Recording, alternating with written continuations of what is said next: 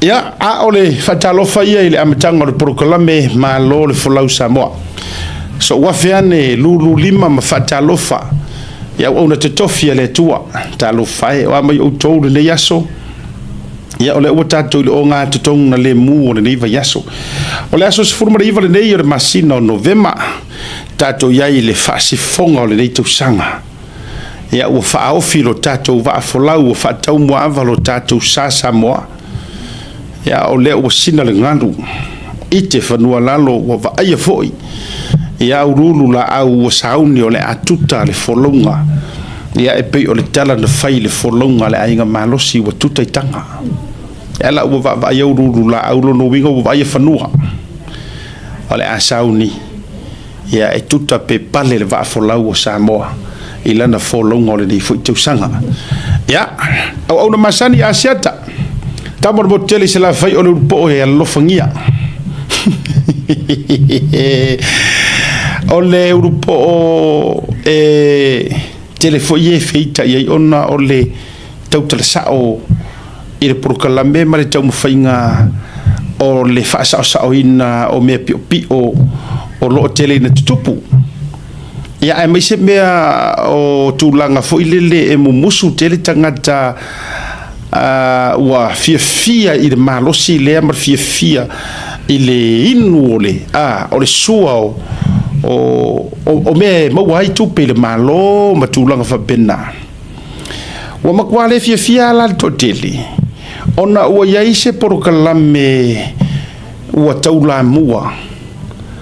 e le la lafi mai kua o ngi fake pages ai e longo puia li ma fai ma loto le tunu u e momoli ai le tatou mau e fa soa ma tau le lalolangi atoa ya e ngata foi leo tatou te tai ua uma atu na mau taimi ma uma atu i le fuata sa na o lo toli alu male tama male mea moto ai le malama le atunu Ioi. Wa umatu vai tau mafuata sa na o le fue. Ai ese upu e au mai le akungu. Ese a mea ko ke whaia. Ese mea e tau le atunu. Ai whaftai la. Ia, e tu whawhia ngai e le atua mea uma. O le aso foi ma le feelinga, o le aso foi ma le mata inga tila e pe upu e whai i le vasa e ngā tai whale. Iyo o le fuata foi malona lou o le tai malona taanga o le ia foi malona mati wa o a wingo nei muanga ngana le atunu u ma fitalinga o le aso ma le taimi ma le mea e tupu ai e iu po masangia ile akungu u ele po pea senu sa o le lei ele po ngi sa pea senu e le whaavavau ma whaatari-tarioti ei pea. E iaia aso malama e to tongo fo ia tātou tau le lei. E le ku maua ia kako ingi whaapongi sa mangi wha ngengefu. E iaia le taimi e manino mamani no ai le sila ma le vaai e Samoa. Ala le ua kako ia ingi vaikau. Ai a tātou whaelo atu ai feita mai o le fia popoto o le tau whaaleanga o le ngangana lea e ngangana ai le tangata ua maua e saoa e maua loa oe e nganganga loa e le nganganga lea whamai o le makua kau whaaleang o le raikiki oh my good boy really o le ngangana lea tātou te whaia e maua loa oe e whaingoa e maua kurosi ngā o mea pila e whamai o le makua kau kalei kiki e leingi anga mea ngā whaia ia o le alea o ngā e tele iau me whai e ngā oi whatu ai fwoi o leo luti tara noa whaala wai tele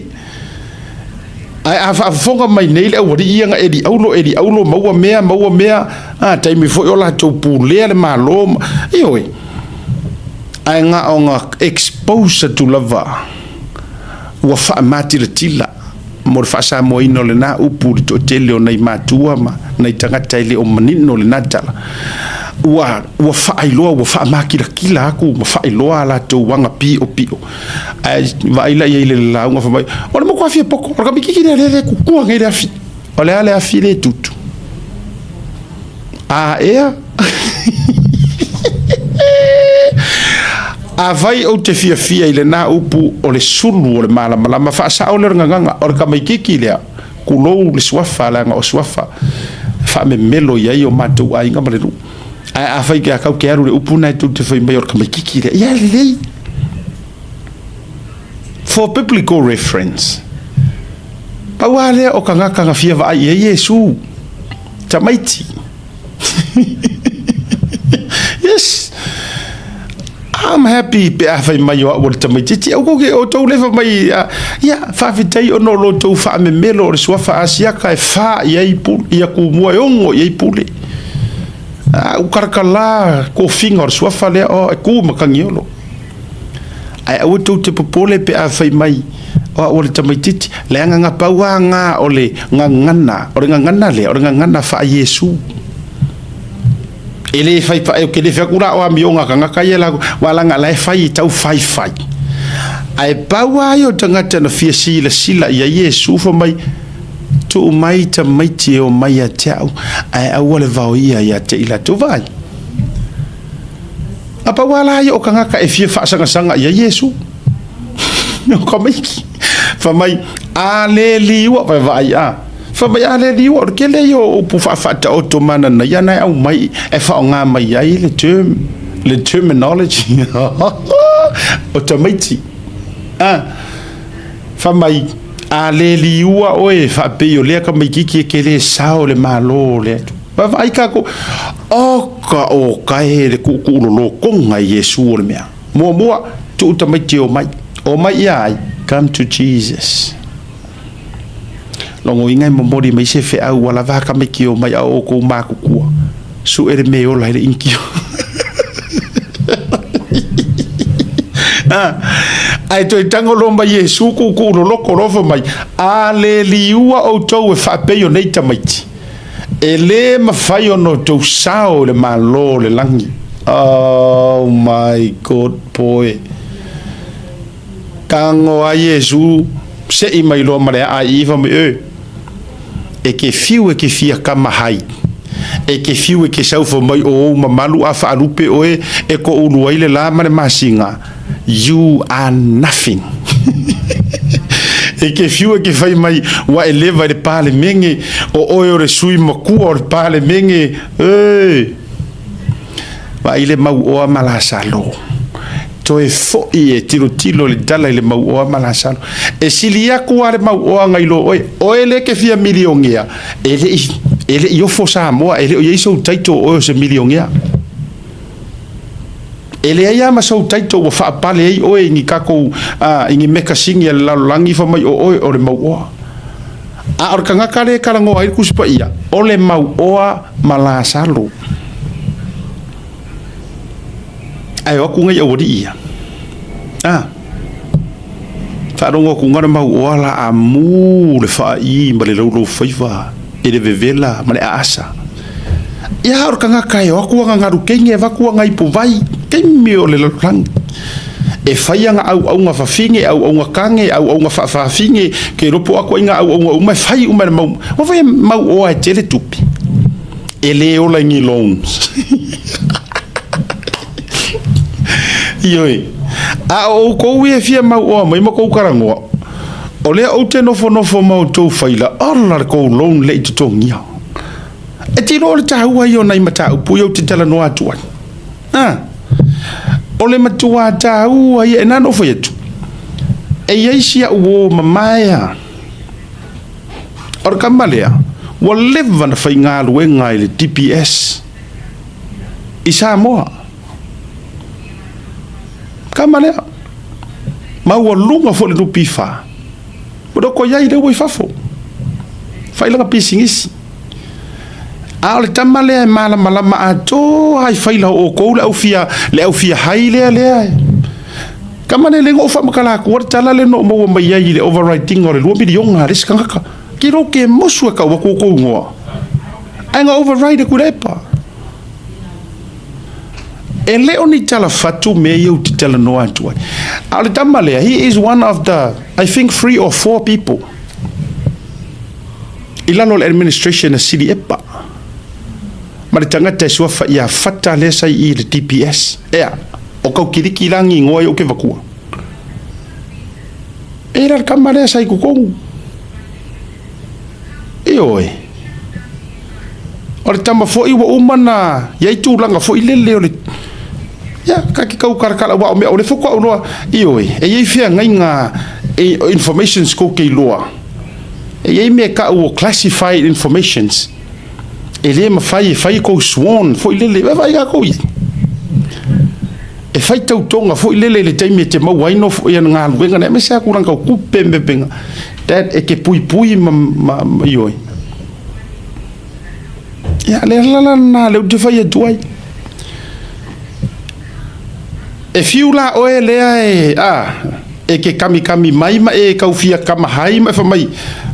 O lo fale ke le aku lea o to uma. Te le tau ke le kau fak fuinga o ri mongi o ka engi au loan leu ke loa. Yes, you have a lot of loans, mate. O ele stanga tai moku lot pau falawa le ke me mikai. Koso o mo foi ma me ya oe. I know that. Lala na le no le hango ia ula pisi ma utala ona otala e fau mai lunga ua le pui lo loto wa le mafai ona leo lo loto wa fa wa e fiu o ke maua uma o te maua uma usai korosi lala nga le o ke fai ko o ko uma o fa masingo former CEOs you name it, all the business people. Hø, så er det hø skænge, hvor det leo. Oi hvor Pokemon na. Hø. Leo ke sa fa I mo ko. Leo ke sa fa I mo ko faila. Leo ke sa fa ya ko a. Ma la fa ingo ko loni ko ke femi kai mai ya. Ya ol fesili la. Ni million ya ngamia. Ni million ya.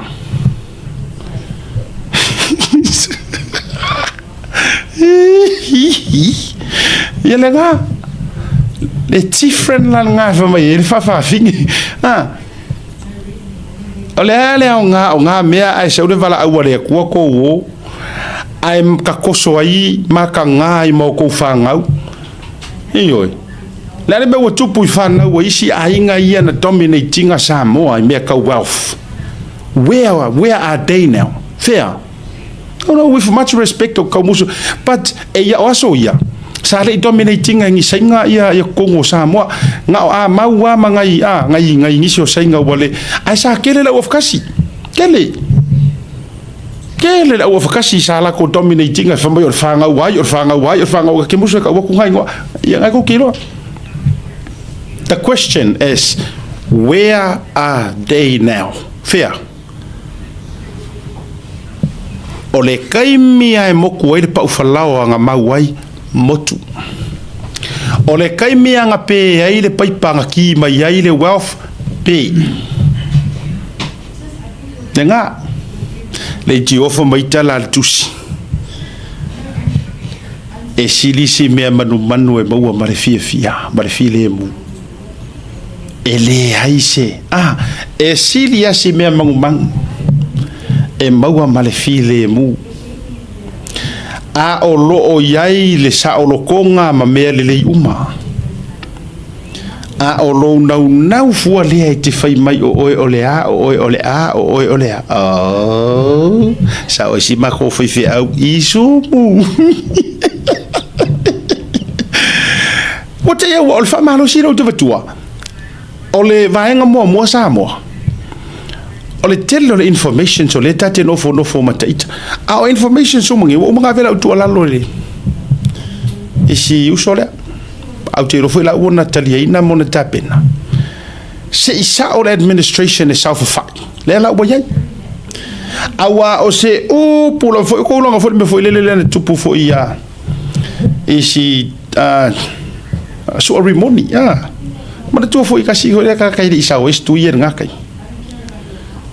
e fo ina matuangi ngai can still e ke kukola kai minga ina available information ngai runga